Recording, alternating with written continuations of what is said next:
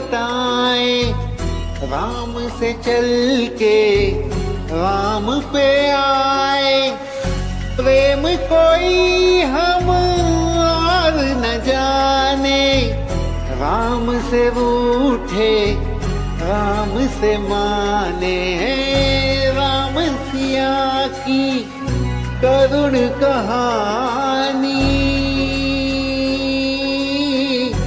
एक है चंदन एक है पानी। राम सिया राम जय जय राम। राम सिया राम जय जय राम। राम राम दोस्तों, मैं हूँ रेनू भाटिया और आप सुन रहे हैं रब कथा presents Valmiki Ramayan as it is. ये है 81st एपिसोड, युद्ध कांड भाग 3। तत्पश्चात सचिवों में श्रेष्ठ और संपूर्ण शास्त्रों के ज्ञान जनित संस्कार से युक्त हनुमान जी ने यह श्रवण मधुर सार्थक सुंदर और संक्षिप्त वचन कहे। प्रभु, आप बुद्धिमानों में उत्तम, सामर्थ्यशाली और वक्ताओं में श्रेष्ठ हैं। यदि बृहस्पति भी भाषण दे तो वह आपको अपने आप को आपसे बढ़कर वक्ता नहीं सिद्ध कर सकते। महाराज श्री राम, मैं जो कुछ निवेदन करूंगा वह वाद विवाद या तर्क स्पर्धा आदि बुद्धिमत्ता का अभिमान अथवा किसी प्रकार के कामना से नहीं करूंगा। मैं तो कार्य की गुरुता पर दृष्टि रखकर जो यथार्थ समझूंगा वही बात कहूंगा। आपके मंत्रियों ने जो अर्थ और अनर्थ के निर्णय के लिए गुण दोष को परीक्षा करने का सुझाव दिया है, उसमें मुझे दोष दिखाई देता है, क्योंकि इस समय परीक्षा लेना कदापि संभव नहीं है। विभीषण आश्रय देने के योग्य है या नहीं, इसका निर्णय उसे किसी काम में नियुक्त किए बिना नहीं हो सकता, और सहसा उसे किसी काम में लगा देना भी मुझे सदोष ही प्रतीत होता है। आपके मंत्रियों ने जो गुप्तचर नियुक्त करने की बात कही है, उसका कोई प्रयोजन न होने से वैसा करने का कोई युक्ति युक्त कारण नहीं दिखाई देता। जो दूर रहता हो और जिसका वृत्तांत ज्ञान न हो, उसी के लिए गुप्तचर की नियुक्ति की जाती है। जो सामने खड़ा है और स्पष्ट रूप से अपना वृत्तांत बता रहा है, उसके लिए गुप्तचर भेजने की क्या आवश्यकता है। इसके सिवा जो यह कहा गया है कि विभीषण का इस समय यहाँ आना देश काल के अनुरूप नहीं है, उसके विषय में भी कुछ बुद्धि के अनुसार कुछ कहना चाहता हूँ, आप सुने। उसके यहाँ आने का यही उत्तम देश और काल है। यह बात जिस तरह सिद्ध होती है वैसे बता रहा हूँ। विभीषण एक नीच पुरुष के पास से चलकर एक श्रेष्ठ पुरुष के पास आया है। उसके दोनों के दोषों और गुणों को भी विवेचन किया गया है। तत्पश्चात रावण में दुष्टता और आप में पराक्रम देख वह रावण को छोड़कर आपके पास आ गया है, इसलिए उसका यहाँ आगमन सर्वथा उचित और उसकी उत्तम बुद्धि के अनुरूप है। राजन, किसी मंत्री के द्वारा जो यह कहा गया है कि अपरिचित पुरुषों द्वारा इससे सारी बातें पूछी जाए, उसके विषय में मेरा जानबूझकर निश्चित किया हुआ विचार है, जिसे आपके सामने रखता हूँ। यदि कोई अपरिचित व्यक्ति यह पूछेगा कि तुम कौन हो और कहाँ से आए हो, किस लिए आए हो इत्यादि, तब कोई बुद्धिमान पुरुष सहसा उसे पूछने पर संदेह करने लगेगा, और यदि उसे यह मालूम हो जाएगा कि सब कुछ बताते हुए भी मुझसे झूठे ही पूछे जा रहा है, तब सुख के लिए आए हुए यह नवागत मित्र का हृदय कुलिशित हो जाएगा। इस प्रकार हमें एक मित्र के लाभ से वंचित होना पड़ेगा। इसके सिवाय महाराज, किसी दूसरे के मन की बातों को सहसा समझ लेना असंभव है। बीच बीच में स्वर भेद से आप अच्छी तरह यह निश्चित कर लें कि यह साधु भाव से आया है या असाधु भाव से। इसकी बातचीत भी कभी इसका दुर्भाव नहीं लक्षित होता है। इसका मुख भी प्रसन्न है, इसलिए मेरे मन में इसके प्रति कोई संदेह नहीं है। दुष्पुरुष कभी निशंक एवं स्वस्थ चित्त होकर सामने नहीं आ सकता। इसके सिवा इसकी वाणी में भी दोष युक्त नहीं है। अंत मुझे इसके विषय में कोई संदेह नहीं है।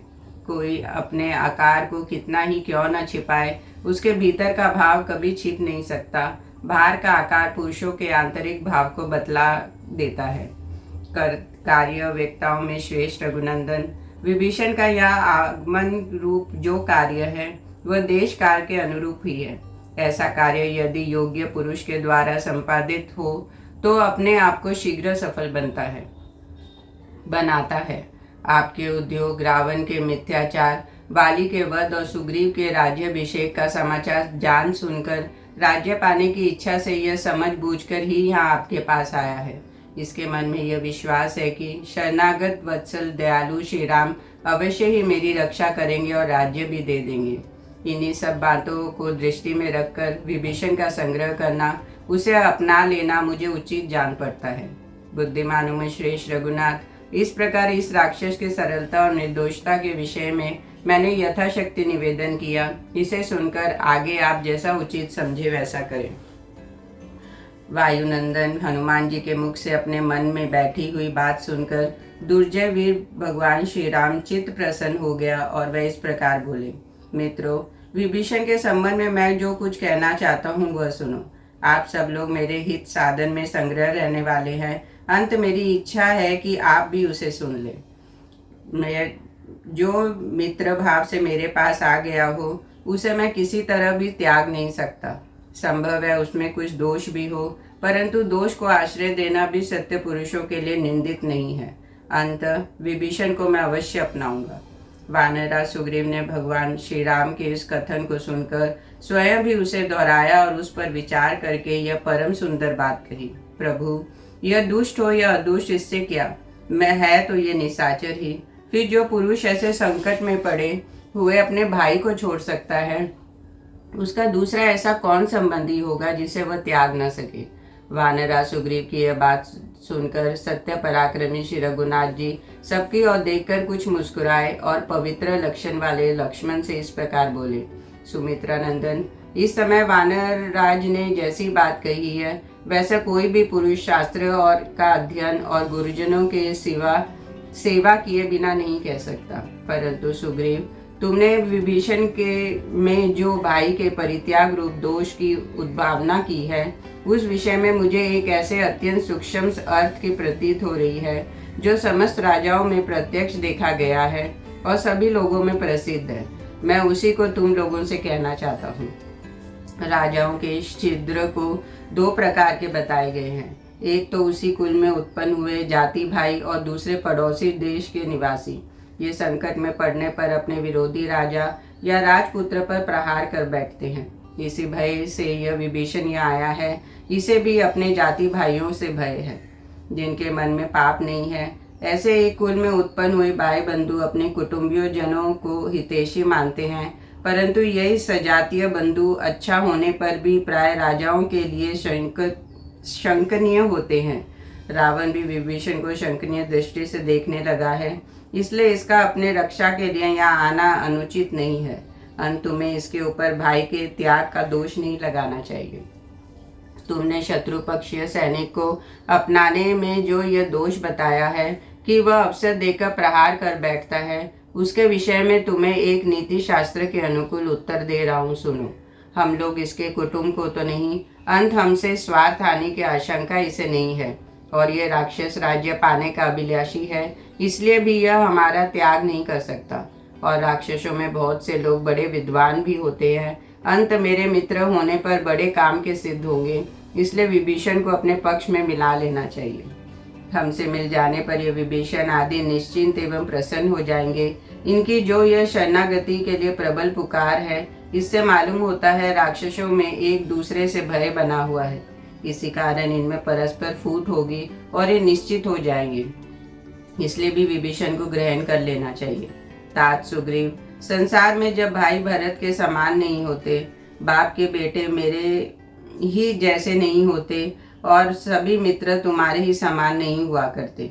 श्री राम के ऐसा कहने पर लक्ष्मण सहित महाबुद्धिमान सुग्रीव ने उठकर उन्हें प्रणाम किया और इस प्रकार कहा, उचित कार्य करने वालों में श्रेष्ठ रघुनंदन, आप उस राक्षस को रावण का भेजा हुआ ही समझें।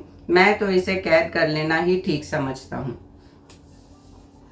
निष्पाप श्री राम, यह निशाचर रावण के कहने से मन में कुटिल विचार लेकर ही यहाँ आया है। जब हम लोग इस पर विश्वास करके इसकी ओर से निश्चित हो जाएंगे, उस समय यह आप पर, मुझ पर अथवा लक्ष्मण पर भी प्रहार कर सकता है। इसलिए महाभाव क्रूर रावण के भाई इस विभीषण का मंत्रियों सहित वध कर देना ही उचित है। प्रवचन कुशल रघुकुल तिलक श्री राम से ऐसा कहकर बातचीत की कला जानने वाले सेनापति सुग्रीव मौन हो गए। सुग्रीव का यह वचन सुनकर उस पर भली भांति विचार करके श्री राम ने उन वानर शिरोमणियों से यह परम मंगलमयी बात कही। वानर राज, विभीषण दुष्ट हो या साधु, क्या यह निशाचर किसी तरह भी मेरा सूक्ष्म से सूक्ष्म रूप में भी अहित कर सकता है? वानर युद्धपते, यदि मैं चाहूं तो पृथ्वी पर जितने भी पिशाच, दानव, यक्ष और राक्षस हैं, उन सबको एक उंगली के अग्रभाग से मार सकता हूँ। सुना जाता है एक कबूतर ने अपनी शरण में आए हुए अपने ही शत्रु एक व्याघ का यथोचित आतिथ्य सत्कार किया था और उसे निमंत्रण दे अपने शरीर के मांस का भोजन कराया था। उस व्याघ ने उस कबूतर की भार्या कबूतरी को पकड़ लिया था, तो भी अपने घर आने पर कबूतर ने उसका आदर किया।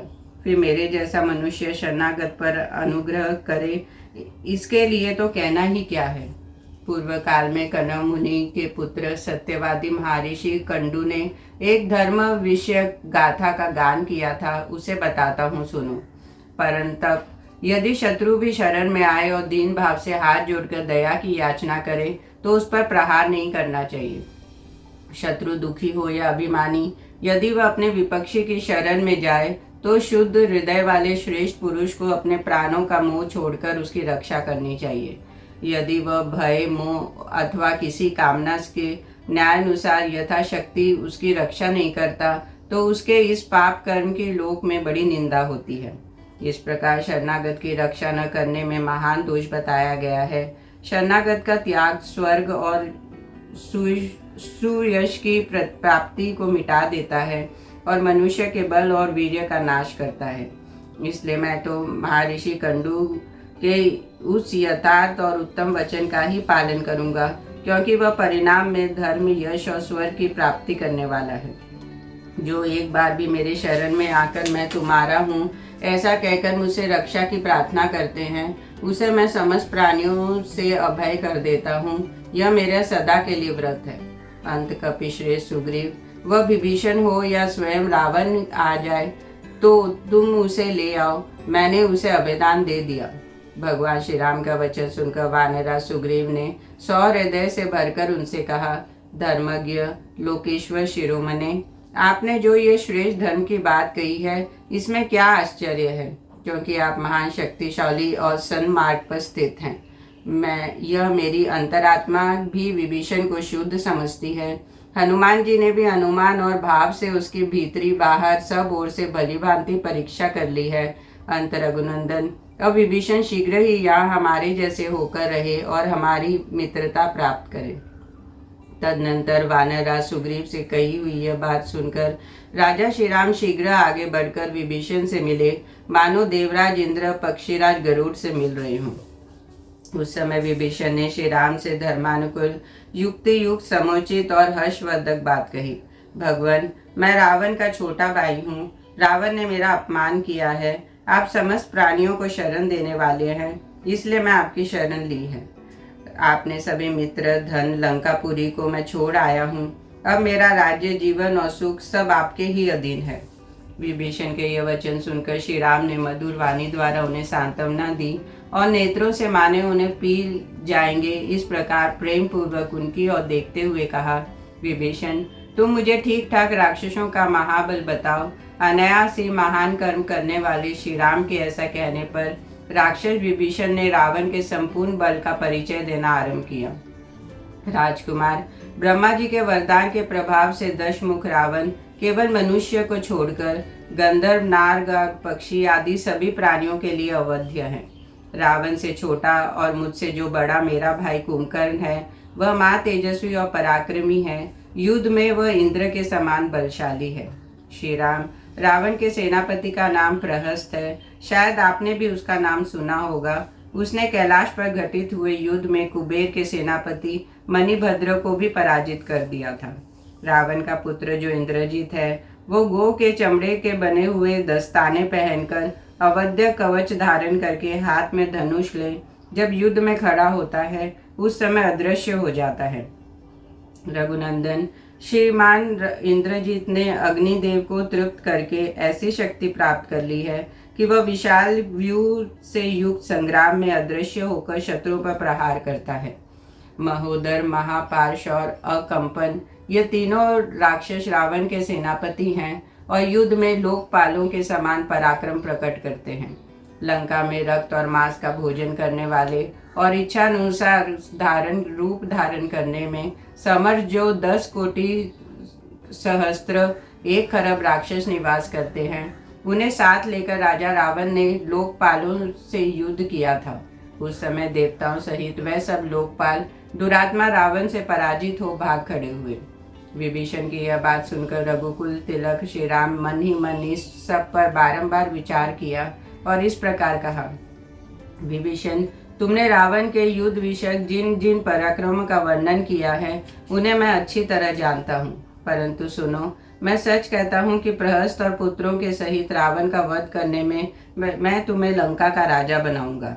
रावण रसातल या पाताल में प्रवेश कर जाए अथवा पितामह ब्रह्मा जी के पास चला जाए तो भी वह मेरे हाथ से जीवित नहीं छूट सकेगा।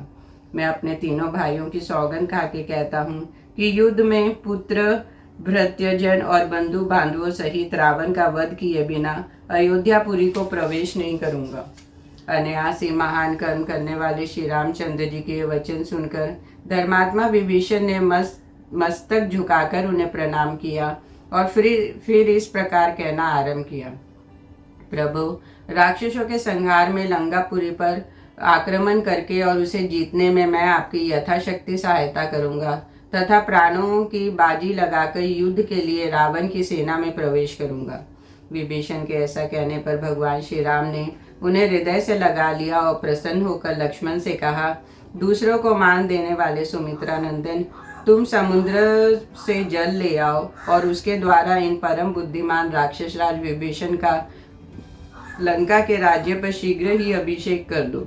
मेरे प्रसन्न होने पर इन्हें यह लाभ मिलना ही चाहिए। उनके ऐसा कहने पर सुमित्रा कुमार लक्ष्मण ने मुख्य वानरों के बीच महाराज श्री राम के आदेश से विभीषण का राक्षसों के राजा के पद पर अभिषेक कर दिया। भगवान श्री राम यह राज तिलक प्रसाद अनुग्रह देख के सब वानर हर्ष ध्वनि करने और महात्मा श्री राम को साधुवाद कहने लगे। तत्पश्चात हनुमान और सुग्रीव ने विभीषण से पूछा, राक्षस राज, हम सब लोग इस अक्षोभ्य समुद्र को महाबली वानरों की सेनाओं के साथ किस प्रकार पार कर सकेंगे? जिस उपाय से हम सब लोग सेना सहित नंदों और नदियों के स्वामी वरुणालय समुद्र पार कर सके वह बताओ। उनके इस प्रकार पूछने पर धर्मात्मा विभीषण ने यूं उत्तर दिया, रघुवंशी राजा श्री राम को समुद्र की शरण लेनी चाहिए। इस पर महासागर को राजा सगर ने खुदवाया था। श्री रामचंद्र जी सगर के वंशज हैं, इसलिए समुद्र को इनका काम अवश्य करना चाहिए। विद्वान राक्षस विभीषण के ऐसा कहने पर सुग्रीव उस स्थान पर आए जहाँ लक्ष्मण सहित श्री राम विद्यमान थे। वहाँ विशाल ग्रीवा वाले सुग्रीव ने समुद्र पर धरना देने के विषय में जो विभीषण का शुभ वचन था उसे कहना आरंभ किया। भगवान श्री राम स्वभाव से ही धर्मशील थे। अंत उन्हें भी विभीषण की बात अच्छी लगी। वह महातेजस्वी रघुनाथ जी लक्ष्मण सहित कार्यदक्ष वानर राज सुग्रीव का सत्कार करते हुए उनसे मुस्कुराकर बोले, लक्ष्मण, विभीषण की यह सम्मति मुझे भी अच्छी लगती है, परंतु सुग्रीव राजनीति के बड़े पंडित और तुम भी समुचित सलाह देने में सदा ही कुशल हो, इसलिए तुम दोनों प्रस्तुत कार्य पर अच्छी तरह विचार करके जो ठीक जान पड़े वह बताओ। भगवान श्री राम के ऐसा कहने पर वह दोनों वीर सुग्रीव और लक्ष्मण उनसे आदर पूर्वक बोले, पुरुष सिंह रघुनंदन, इस समय विभीषण ने जो सुखदायक बात कही है वह हम दोनों को क्यों नहीं अच्छी लगेगी। इस भयंकर समुद्र में पुल बांधे बिना इंद्र सहित देवता और असुर भी उधर से लंकापुरी में नहीं पहुंच सकते। इसलिए आप शूरवीर विभीषण के यथार्थ वचन के अनुसार ही कार्य करें। अब अधिक विलंब करना ठीक नहीं है। इस समुद्र से अनुरोध किया जाए कि वह हमारी सहायता करे, जिससे वह सेना के साथ रावण पलित लंकापुरी में पहुंच सके। उन दोनों के ऐसा कहने पर श्री रामचंद्र जी उस समय समुद्र के तट पर कुश बिछाकर उसके ऊपर उसी तरह बैठे जैसे वेदी पर अग्नि देव प्रतिष्ठित होते हैं। इसी बीच में दुरात्मा राक्षस राज रावण के गुप्तचर पराक्रमी राक्षस शार्दूल ने वहां आकर सागर तट पर छावनी डाले पड़ी हुई सुग्रीव द्वारा सुरक्षित वानर सेना को देखा। सब और शांत भाव से स्थित हुई उस विशाल सेना को देखकर वह राक्षस लौट आया और जल्दी से लंकापुरी में जाकर रावण से बोला, महाराज, लंका की और वानरों और भालुओं का एक प्रवाह बड़ा चला आ रहा है। वह दूसरे समुद्र के समान अगाध और असीम है। राजा दशरथ के ये पुत्र दोनों भाई श्री राम और लक्ष्मण बड़े ही रूपवान और श्रेष्ठ वीर हैं। वे सीता का उद्धार करने के लिए आ रहे हैं। महातेजस्वी रावण, ये दोनों रघुवंशी बंधु भी इस समय समुद्र तट पर ही आकर ठहरे हुए हैं। वानरों की वह सेना सब ओर से 10 योजन के खाली स्थान को घेरकर वहां ठहरी हुई है। यह बिल्कुल ठीक बात है। आप शीघ्र ही इस विषय में विशेष जानकारी प्राप्त करें। राक्षस सम्राट, आपके दूत शीघ्र ही सारी बातों का पता लगा लेने के योग्य हैं। अंत उन्हें भेजें। तत्पश्चात जैसे उचित समझे वैसा करें। चाहे उन्हें सीता को लौटा दें, चाहे सुग्रीव से मीठी मीठी बातें करके उन्हें अपने पक्ष में मिला लें, अथवा सुग्रीव और श्री राम में फूट डलवा दें। शार्दूल की बात सुनकर राक्षस राज रावण सहसा व्यग्र हो उठा और अपने कर्तव्य का निश्चय करके अर्थवेत्ताओं में श्रेष्ठ शुक नामक राक्षस से यह उत्तम वचन बोला, दूत, तुम मेरे कहने से शीघ्र ही वानरराज सुग्रीव के पास जाओ और मधुर एवं उत्तम वाणी द्वारा निर्भीकता पूर्वक उनसे यह संदेश कहो, वानरराज, आप वानरों के महाराज के कुल में उत्पन्न हुए हैं, आदरणीय अक्षर राज के पुत्र हैं और स्वयं भी बड़े बलवान हैं। मैं आपको अपने भाई के समान समझता हूँ। यदि मुझसे आपका कोई लाभ नहीं हुआ है तो मेरे द्वारा आपकी कोई हानि भी नहीं हुई है। सुग्रीव, यदि मैं बुद्धिमान राजपुत्र राम की स्त्री को हर लाया हूँ तो इसमें आपकी क्या हानि है। अंत आप किष्किंधा को लौट जाइए। हमारे इस लंका में वानर लोग किसी तरह भी नहीं पहुंच सकते। यहाँ देवता और गंधर्वों का भी प्रवेश होना असंभव है। फिर मनुष्य और वानरों की तो बात ही क्या है। राक्षस रावण के इस प्रकार संदेश देने पर उस समय निशाचर शुक तोता नामक परीक्षा रूप धारण करके तुरंत आकाश में उठ चला। समुद्र के ऊपर बहुत दूर रास्ता तय करके वह सुग्रीव के पास जा पहुंचा और आकाश में ही ठहरकर उसने दुरात्मा रावण की आज्ञा के अनुसार वह सारी बातें सुग्रीव से कही। जिस समय वह संदेश सुना रहा था उसी समय वानर उछलकर तुरंत उसके पास आप जा पहुंचे। वे चाहते थे कि हम शीघ्र ही उसकी आंखें नोच लें और उसे घूसों से मार डालें। इस निश्चय के साथ सारे वानरों उस निशाचर को बलपूर्वक पकड़ लिया और उसे कैद करके तुरंत आकाश से भूतल पर उतारा। इस प्रकार वानरों ने पीड़ा देने पर शुक पुकार उठा, रघुनंदन, राजा लोग दूत का वध नहीं करते। अंतर आप इन वानरों को भली भांति रोकिए। जो स्वामी के अभिप्राय को छोड़कर अपना मत प्रकट करने लगता है वह दूत बिना कही हुई बात कहने का अपराधी है। अंत वही वध के योग्य है। शुक के वचन और विलाप को सुनकर भगवान श्री राम उसे पीटने वाले प्रमुख वानरों को पुकार कर कहा, इसे मत मारो। उस समय शुक के पंखों का भार कुछ हल्का हो गया था क्योंकि वानरों ने उन्हें नोच डाला था। फिर उसके अभय देने पर शुक आकाश में खड़ा हो गया और पुनः बोला, महान बल और पराक्रम से युक्त शक्तिशाली सुग्रीव, समस्त लोगों को रुलाने वाले रावण को मुझे आपकी ओर से क्या उत्तर देना चाहिए। शुक के इस प्रकार पूछने पर उस समय कपि शिरोमणि महाबली उदार चेता वानरराज सुग्रीव ने उस निशाचर के दूत से यह स्पष्ट एवं निश्चल बात कही, दूत, तुम रावण से इस प्रकार कहना, वध के योग्य दशानन, तुम न तो मेरे मित्र हो न दया के पात्र हो, न मेरे उपकारी हो न मेरे प्रिय व्यक्तियों में से ही कोई हो। भगवान श्री राम के शत्रु हो, इस कारण अपने सगे संबंधियों सहित तुम बालिका भांति ही मेरे लिए वध्य हो। निशाचर राज, मैं पुत्र बंधु और कुटुंब जनों के सहित तुम्हारा संहार करूंगा और बड़ी भारी सेना के साथ लेकर समस्त लंकापुरी को भस्म कर डालूंगा। मूर्ख रावण, यदि इंद्र आदि समस्त देवता तुम्हारी रक्षा करें तो भी श्री रघुनाथ जी के हाथ से अब तुम जीवित नहीं छूट सकोगे। तुम अंतर ध्यान हो जाओ, आकाश में चले जाओ, पाताल में घुस जाओ अथवा महादेव जी के चरणों वंदनों का आश्रय लो, फिर भी अपने भाइयों सहित तुम अवश्य श्री रामचंद्र जी के हाथ से मारे जाओगे। तीनों लोकों में मुझे कोई भी पिशाच, राक्षस या गंधर्व या असुर ऐसा नहीं दिखाई देता जो तुम्हारी रक्षा कर सके। चिरकाल के बूढ़े गृहराज जटायु को तुमने क्यों मारा? यदि तुम में इतना बल था तो श्री राम और लक्ष्मण के पास से तुमने विशाल लोचना सीता का अपहरण क्यों नहीं किया? तुम सीता जी को ले जाकर अपने सिर पर आई हुई विपत्ति को क्यों नहीं समझ रहे हो? रघु तिलक श्री राम महाबली, महात्मा और देवताओं के लिए भी दुर्जय हैं, किंतु तुम उन्हें अभी तक समझ नहीं सकी। तुमने छिपकर सीता का हरण किया है, परंतु वह सामने आकर तुम्हारे प्राणों का अपहरण करेंगे। तत्पश्चात वानर शिरोमणि बाली कुमार अंगद ने कहा, महाराज, मुझे तो यह दूत नहीं कोई गुप्तचर प्रतीत होता है। इसके यहाँ बड़ी बड़ी आपकी सारी सेना का नाप तोल कर लिया है, पूरा अंदाज लगा लिया है। अंत इसे पकड़ लिया जाए, लंका को न जाने पाए, मुझे यही ठीक जान पड़ता है।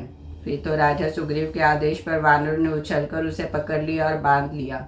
वह बेचारा अनाथ की भांति विलाप करता रहा।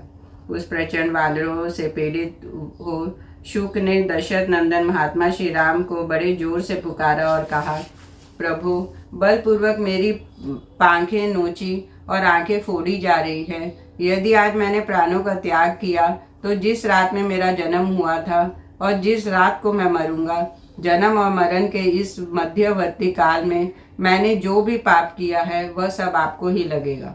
उस समय उसका यह विलाप सुनकर श्री रामचंद्र जी उसका वध नहीं होने दिया। उन्होंने वानरों से कहा, छोड़ दो, यह दूत होकर ही आया था। तदनंतर श्री रघुनाथ जी ने समुद्र के तट पर कुशा बिछा महासागर के समक्ष हाथ जोड़कर पूर्वाभिमुख हो वहां लेट गए। उस समय शत्रुसूदन श्री राम ने सर्प के शरीर की भांति कोमल और वनवास के पहले सोने के बने हुए सुंदर आभूषणों से सदा विभूषित रहने वाली अपनी एक दाहिनी बांह को तकिया बना रखा था। अयोध्या में रहते समय मात्र कोटि की अनेक उत्तम नारियां मणि और स्वर्ण के बने हुए केयूरों तथा मोती के श्रेष्ठ आभूषणों से विभूषित अपने कर कमलों द्वारा नहलाने धुलाने आदि के समय अनेक बार श्री राम के उस बांह को सहलाती और दबाती थी। पहले चंदन और गरुओं से उस बांह की सेवा करती थी और प्रातःकाल के सूर्य की कांति वाले लाल चंदन उसकी शोभा बढ़ाते थे। सीता हरण से पहले शयन काल में सीता का सिर उस बांह की शोभा बढ़ाता था और श्वेत शैया पर स्थित एवं लाल चंदन से चर्चित हुई वह बाहें गंगा जल में निवास करने वाले तक्षक के शरीर की भांति सुशोभित होती थी। बाईं ओर से बारंबार बाण चलाने के कारण प्रत्यंचा के आघात से जिनकी त्वचा पर रगड़ पड़ी गई थी, जो विशाल परिध के समान सुदृढ़ और बलिष्ठ थी तथा जिसके द्वारा उन्होंने सहस्त्र गौं का दान किया था, उस विशाल दाहिनी भुजा का तकिया लगाकर उदारता और गुण से युक्त महाभाव श्री राम, आज या तो मैं समुद्र पार जाऊंगा या मेरे द्वारा समुद्र का संहार होगा, ऐसा निश्चय करके मौन हो मन, वाणी और शरीर को संयम में रखकर महासागर को अनुकूल करके उद्देश्य से विधि पूर्वक धरना देते हुए उस कुशासन पर सो गए। कुछ बिछी हुई भूमि पर सोकर नियम से असावधान न होते हुए श्री राम की वहां 3 रातें व्यतीत हो गई। इस प्रकार उस समय वहां 3 रातें लेकर रहकर नीति के ज्ञाता धर्मवत्सल श्री रामचंद्र जी सरिताओं के स्वामी समुद्र की उपासना करते रहे, परंतु नियम पूर्वक रहते हुए श्री राम के द्वारा यथोचित पूजा और सत्कार पाकर भी उस मनमती महासागर ने उन्हें अपने अधिदैविक रूप के दर्शन नहीं कराए, वह उनके समक्ष प्रकट नहीं हुआ। तब अरुण नेत्र प्रांत वाले श्री राम समुद्र पर कुपित हो उठे और पास ही खड़े हुए शुभ लक्षण युक्त लक्ष्मण से इस प्रकार बोले, समुद्र को अपने ऊपर बड़ा अहंकार है जिससे वह स्वयं मेरे सामने प्रकट नहीं हो रहा है। शांति, क्षमा और सरलता और मधुर भाषण, ये जो सत्पुरुषों के गुण हैं, इनका गुणहीनों के प्रति प्रयोग करना पर यही परिणाम होता है कि वह उस गुणवान पुरुष को भी असमर्थ समझ लेता है। जो अपनी प्रशंसा करने वाले दुष्ट, दृष्ट, सर्वत्र धावा करने वाला और अच्छे बुरे सभी लोगों पर कठोर दंड का प्रयोग करने वाला होता है, उस मनुष्य का सब लोग सत्कार करते हैं। लक्ष्मण सम्मानिति शांति के द्वारा इस लोक में न तो कीर्ति प्राप्त की जा सकती है, न यश का प्रसार हो सकता है, न संग्राम में विजय ही पाई जा सकती है। सुमित्रा नंदन, आज मेरे बाणों से खंड खंड हो, मगर और मत्स्य सब और उतार कर बहने लगेंगे और उनकी लाशों से इस समुद्र का जल आच्छादित हो जाएगा। तुम यह दृश्य आज अपनी आंखों से देख लो। लक्ष्मण, तुम देखो, मैं जल में रहने वाले सर्पों के शरीर, मत्स्यों के विशाल कलेवर और जल हस्तियों के शुंड दंड के किस तरह टुकड़े टुकड़े करता हूँ। मगरों का विनाशभूत यह समुद्र मुझे क्षमा से युक्त देख असमर्थ समझने लगा है। ऐसे मूर्खों के प्रति की गई क्षमा को धिक्कार है। यद्यपि समुद्र को अक्षोभ्य कहा गया है, फिर भी आज कुपित होकर मैं इसे विक्षुब्ध कर दूंगा। इससे सहस्त्र तरंगे उठती रहती है, फिर भी यह सदा अपने तट की मर्यादा में ही रहता है, किंतु अपने बाणों से मारकर मैं इसकी मर्यादा नष्ट कर दूंगा। बड़े बड़े दानवों से भरे हुए इस महासागर में हलचल मचा दूंगा, तूफान ला दूंगा। यूं कहकर दीर्घर्ष वीर भगवान श्री राम ने हाथ में धनुष ले लिया। वे क्रोध से आंखें फाड़ फाड़ कर देखने लगे और प्रलय अग्नि के समान प्रज्वलित हो उठे। उन्होंने अपने भयंकर धनुष को धीरे से दबाकर उस पर प्रत्यंचा चढ़ा दी और उसकी टंकार से सारे जगत को कंपित करते हुए बड़े भयंकर बाण छोड़े, मानो इंद्र ने बहुत से वज्र का प्रहार कर दिया हो। तेज से प्रज्वलित हुए वे महान वेगशाली श्रेष्ठ बाण समुद्र के जल में घुस गए। वहां रहने वाले सर्प भय से धर्रा उठे। बड़ी बड़ी तरंग मालाओं से सारा समुद्र व्याप्त हो उठा। शंख और सीपियां पानी के ऊपर छा गई। वहां धुआं उठने लगा और सारे महासागर में सहसा बड़ी बड़ी लहरें चक्कर काटने लगी। सिंधु राज के सहस्त्र लहरें, जो विंध्याचल और मंदराचल के समान विशाल एवं विस्तृत थी, नाकों और मंकारों के साथ लिए ऊपर की ओर उठने लगी। तदनंतर श्री रघुनाथ जी ने रोज से लंबी सांस लेते हुए अपने भयंकर वेगशाली अनुपम धनुष को पुनः खींचने लगे। यह देख सुमित्रा कुमार लक्ष्मण उछलकर उनके पास जा पहुंचे और बस बस अब नहीं ऐसा कहते हुए उन्होंने उनका धनुष पकड़ लिया। फिर वह बोले, भैया आप वीर शिरोमणि हैं, इस समुद्र को नष्ट किए बिना भी आपका कार्य संपन्न हो जाएगा। आप जैसे महापुरुष क्रोध के अधीन नहीं होते हैं।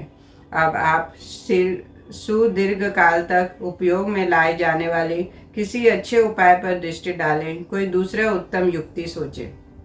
इसी समय अंतरिक्ष में अव्यक्त रूप से स्थित महर्षि और देव ऋषियों ने भी, हाय यह तो बड़ी कष्ट की बात है, ऐसा कहते हुए अब नहीं बड़े जोर से कोलाहल किया।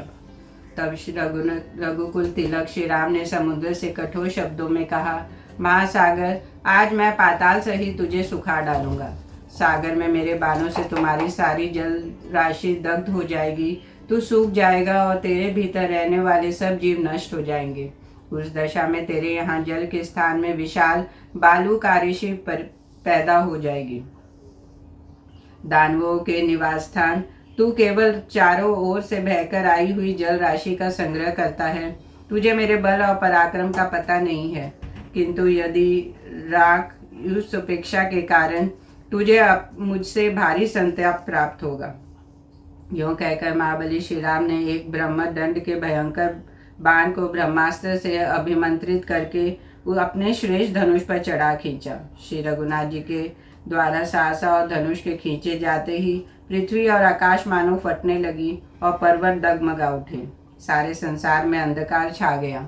चंद्रमा और सूर्य नक्षत्र के साथ तिर्यक गति से चलने लगे। उस समय आकाश में सैकड़ों उल्लकाएं प्रज्वलित होकर उसे प्रकाशित करने लगी और अंतरिक्ष से अनुपम एवं भारी गड़गड़ाहट के साथ वज्रपात होने लगे। आकाश में महान वेगशाली विशाल वज्र भारी गड़गड़ाहट के साथ टकराकर उस समय वैद्युत अग्नि के वर्षा करने लगे। उनमें से कितने ही अभिभूत होकर धाराशायी हो गए, कितने ही भयभीत और उद्विग्न हो उठे, कोई व्यथा से व्याकुल हो गए और कितने ही भय के मारे दंडवत हो गए। समुद्र अपने भीतर रहने वाले प्राणियों, तरंगों, सर्पों और राक्षसों सहित सहसा भयानक वेग से युक्त हो गया और प्रलय काल के बिना ही तीव्र गति से अपनी मर्यादा लांघकर एक एक योजन आगे बढ़ा। इस प्रकार नदों और नदियों के स्वामी उस उगत समुद्र ने मर्यादा लांघकर बढ़ जाने पर भी शत्रुसूदन श्री रामचंद्र जी अपने स्थान से पीछे नहीं हटे। तब समुद्र के बीच से सागर स्वयं मूर्तिमान होकर प्रकट हुआ, मानो महाशैल मेरु पर्वत के अंगभूत उदयचल से सूर्यदेव उदित हुए हों। चमकीले मुख वाले सर्पों के साथ समुद्र का दर्शन हुआ। उसका वर्ण स्निग्ध वैदुर्य मणि के समान श्याम था। उसने जाम्बुनद नामक स्वर्ण के बने हुए आभूषण पहन रखे थे। सुवर्ण और तपे हुए कंचन के आभूषण उसकी शोभा बढ़ाते थे। वह अपने ही भीतर उत्पन्न हुए रत्नों की उत्तम आभूषणों से विभूषित था। चंचल तरंगे उसे घेर रही थी। मेघमाला और वायु से वह व्याप्त था तथा गंगा और सिंधु आदि नदियों उसे सब ओर से घेर कर खड़ी थी। सौम्य, उसने कहा, सौम्य रघुनंदन, पृथ्वी, वायु, आकाश, जल और तेज ये सर्वदा अपने स्वभाव में स्थित रहते हैं। अपने सनातन मार्ग को कभी नहीं छोड़ते, सदा उसी के आश्रित रहते हैं। मेरा भी यही स्वभाव है। जो मैं अगाध और अथाह हूँ, कोई मेरा पार नहीं जा सकते। यदि मेरे था मिल जाए तो यह विचार मेरे स्वभाव का व्यक्तिक्रम ही होगा। इसलिए मैं आपसे पार होने का यह उपाय बताता हूँ। राजकुमार, मैं मगर और नाक आदि से भरे हुए अपने जल को किसी काम से, लोभ से अथवा भय से किसी तरह स्तंभित नहीं होने दूंगा।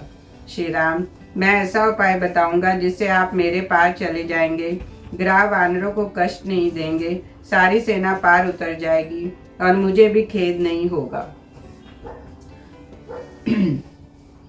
तब श्री राम ने उससे कहा, वर्णालय, मेरी बात सुनो। मेरा यह विशाल बाण अमोघ है। बताओ इसे किस स्थान पर छोड़ा जाए। श्री रामचंद्र जी का यह वचन सुनकर और उस महान बाण को देखकर तेजस्वी महासागर ने रघुनाथ जी से कहा, प्रभु, जैसे जगत में आप सर्वत्र विख्यात एवं पुण्यात्मा हैं, उसी प्रकार मेरे उत्तर की ओर द्रमकुल्य नामक विख्यात एक बड़ा ही विचित्र पवित्र देश है। वहाँ आभीर और जातियों के बहुत से मनुष्य निवास करते हैं, जिनके रूप और कर्म बड़े ही भयानक हैं। वे सबके सब पापी और लुटेरे हैं। वह लोग मेरा जल पीते हैं। उन पापाचारियों का स्पर्श मुझे प्राप्त होता रहता है। उस पाप को मैं सह नहीं सकता। श्री राम, आप अपने वह उत्तम बाण वहीं सफल कीजिए। महामना समुद्र का वचन सुनकर सागर के दिखाए अनुसार उसी देश में श्री रामचंद्र जी ने वह अत्यंत प्रज्वलित बाण छोड़ दिए। वह वज्र और अशनि के समान तेजस्वी बाण जिस स्थान पर गिरा था, उस स्थान उस बाण के कारण ही पृथ्वी में दुर्गम मरुभूमि के नाम से प्रसिद्ध हुआ। उस बाण से पीड़ित होकर उस समय वसुधा आर्तनाद कर उठी। उसकी चोट से वह छेद हुआ, उसके कारण रसातल का जल ऊपर की ओर उछलने लगा। वह छिद्र कुएं के समान हो गया और व्रण के नाम से प्रसिद्ध हुआ। उस कुएं से सदा निकलता हुआ जल समुद्र के जल की भांति ही दिखाई देता है। उस समय वहाँ भूमि के विदीर्ण होने पर भयंकर शब्द सुनाई पड़ा। तब से वह स्थान तीनों लोकों में मरुण कांता के नाम से ही विख्यात हो गया। जो पहले समुद्र का कुक्षी प्रदेश था, उसे सुखाकर देवोपन पराक्रमी विद्वान दशरथ नंदन श्री राम ने उस मरुभूमि को वरदान दिया। यह मरुभूमि पशुओं के लिए हितकारी होगी। यहाँ रोम कम होंगे। यह भूमि फल फूल और रसों से संपन्न होगी। यहाँ घी आदि चिकने पदार्थ अधिक सुलभ होंगे। दूध की भी बहुतायत होगी। यहाँ सुगंध छाई रहेगी और इन अनेक प्रकार की औषधियाँ भी उत्पन्न होगी। इस प्रकार भगवान श्री राम के वरदान से वह मरु प्रदेश इस तरह के बहुसंख्यक गुणों से संपन्न हो सबके लिए मंगलकारी मार्ग बन गए।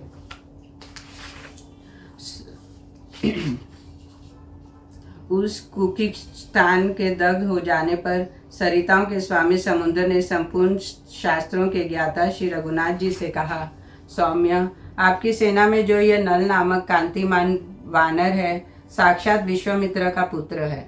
इसे इसके पिता ने यह वर दिया है कि तुम मेरे ही समान समस्त शिल्प कलाओं में निपुण होगे। प्रभु, आप भी तो इस विशेषक स्रष्टा विश्वकर्मा है। इस नर के हृदय में आपके प्रति बड़ा प्रेम है।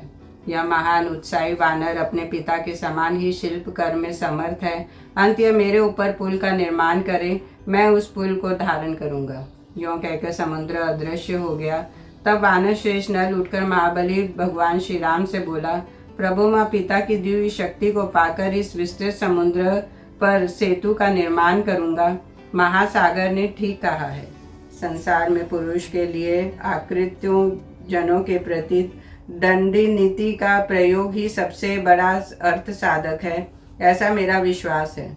वैसे लोगों के प्रति क्षमा, सांत्वना और दान नीति के प्रयोग को धिक्कार है।